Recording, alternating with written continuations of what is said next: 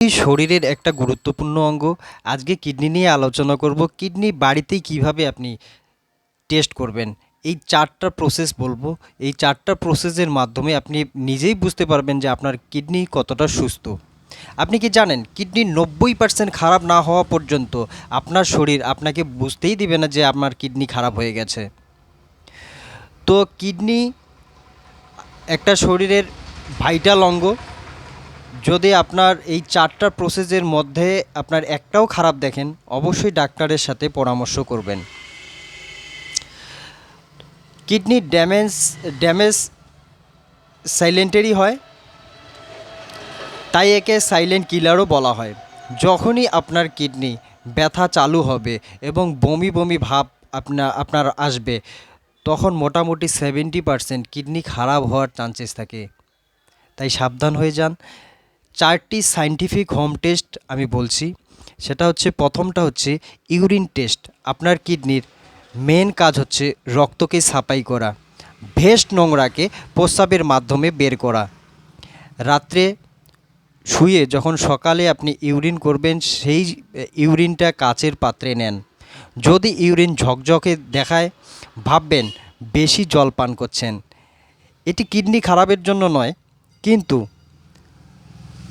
আপনার over hydration কিডনিতে load পড়ে, তাই জল লিমিটেশন আপনি পান করবেন। হালকা হলুদ হলে এর লক্ষণটা খুব ভালো। হালকা হলুদ যদি আপনার ইউরিনটা হয়, তাই এর লক্ষণ ভালো। কিডনি নর্মালভাবে আপনার কিডনি ফিল্টার করছে, তাই এই নর্মাল হালকা হলুদের যে নর্মাল ইউরিনটা আপনি করছেন, এটাই মেনটেন করার চেষ্টা করুন। আর আপনার একদম হলুদ হয়ে যাচ্ছে ইউরিনটা, পেশাবটা দারুণ হলুদ হয়ে যাচ্ছে, আপনি জল খাচ্ছেন তবুও হলুদ হচ্ছে বেশি জল পান করার পরেও, এটা কিডনি ও লিভারের সমস্যা হতে পারে। তাই ডাক্তারের হালকা হলুদ তার সাথে ডাক্তারের পরামর্শ নেবেন। হালকা হলুদ তার সাথে লাল।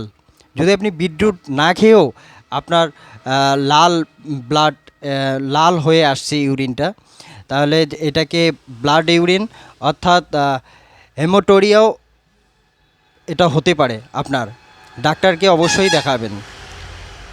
আর আপনার যদি ইউরিনের ঝাঁক মানে ফেনা উঠে, আর সেটা 4-5 সেকেন্ডের বেশি থাকে, বা সাবানের ঘোলার যে জল আছে সেই জলের ঘোলা যে আছে সেরকম যদি আপনার ইউরিন হয়, সেটা হচ্ছে ইউরিন আপনার হচ্ছে ইউরিয়া এবং প্রোটিন আপনার পেশাবের মাধ্যমে বের হয়ে আছে, আপনার ফিল্টারেশন ড্যামেজ হয়ে গেছে। তো অবশ্যই ডাক্তারের সাথে আপনার পরামর্শ করা দরকার। 2 নম্বর হচ্ছে, কিডনি সঠিক ফিল্টার করতে না পারলে হাত পা ফুলতে পারে। আপনার পায়ের গোড়ালির উপরে একটু হাঁটু আপনার হচ্ছে পায়ের যে গিঁটটা আছে তার উপরে আঙ্গুল দিয়ে ডেবে রাখবেন 5-10 মিনিট, 5-10 সেকেন্ড।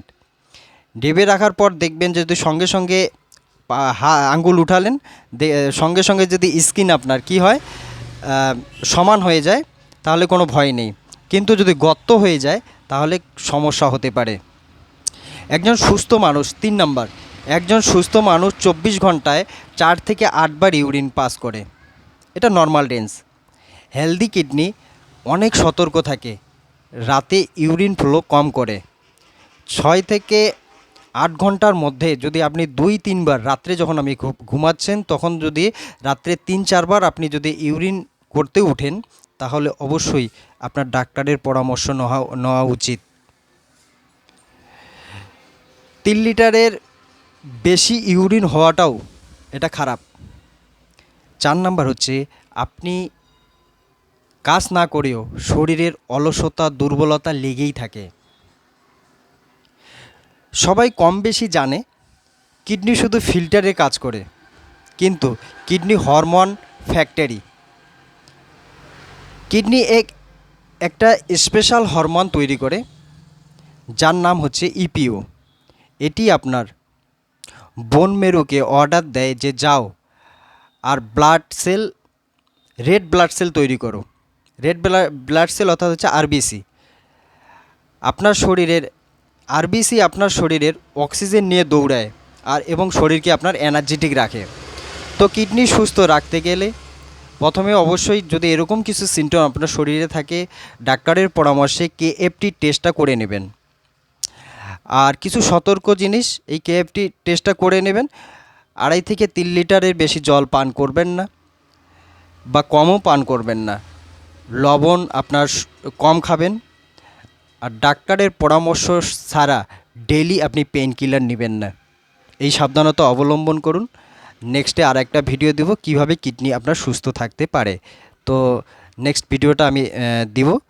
আপনারা ভালো থাকুন, সুস্থ থাকুন। এরকম সমস্যা যদি দেখেন অবশ্যই ডাক্তারের পরামর্শ করবেন।